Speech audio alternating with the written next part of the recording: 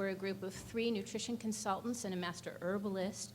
We have been doing nutrition consulting exclusively for cancer patients since 1997. Most of our referrals come from mainstream oncologists and cancer hospitals across the United States. We also work with clients abroad.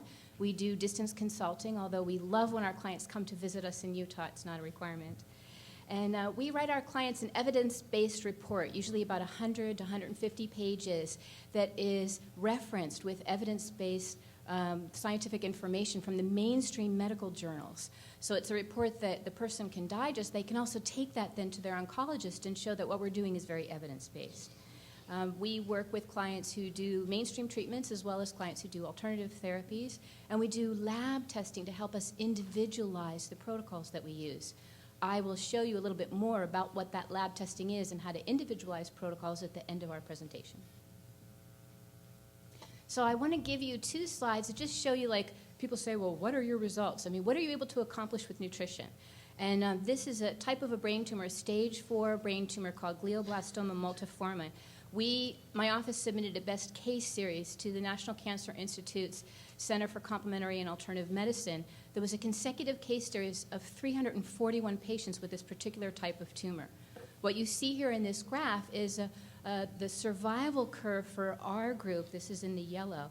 And the survival curve for the best treatments available, a clinical trial that's often cited as this is at that same period of time that we submitted this data, this is the best survival that we can get. And what you see here is that at the 3-year mark, for the most part, about 25% of patients are still alive, and in our group we have over 40%. And at the 5-year mark, where normally you would see 1 or 2% of patients with this type of brain tumor surviving, we have nearly 15% of our clients still alive at that period of time. Here I want to give you, just as a quickie eyeball, we work with many different kinds of clients. We have a lot of really long-term survivors. So you just sort of scroll down there and you see in our ovarian cancer a great number of clients with stage 3C and stage 4 ovarian cancer surviving more than 6 years. Colon cancer, again, a number of 5-year survivors with stage 4 cancers, pancreatic cancer, breast cancer, just to give you a picture of this. How are we able to do this, right?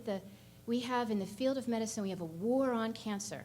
And they're using their biggest weapons, the big guns, surgery, radiation, and chemotherapy, to kill cancer, and they're not winning the war. So how is it that I can stand here and say some wimpy little foods are making a difference for my clients? How is this possible? And the reason this works, I'm going to give you sort of the underlying pinning of why this works, is that the cancer cells don't live in isolation. There is a crosstalk sort of happening between the cancer, the tumor, and the environment in the body. So what you see here is in sort of the light-colored floating around within the body of the biochemical environment and all these different genes or gene products or cytokines, little chemical messenger molecules. If you have a lot of these messenger molecules that foster tumor growth, then regardless of the treatments that you're getting, you're not in the group who could do the best. Your prognosis won't be as good.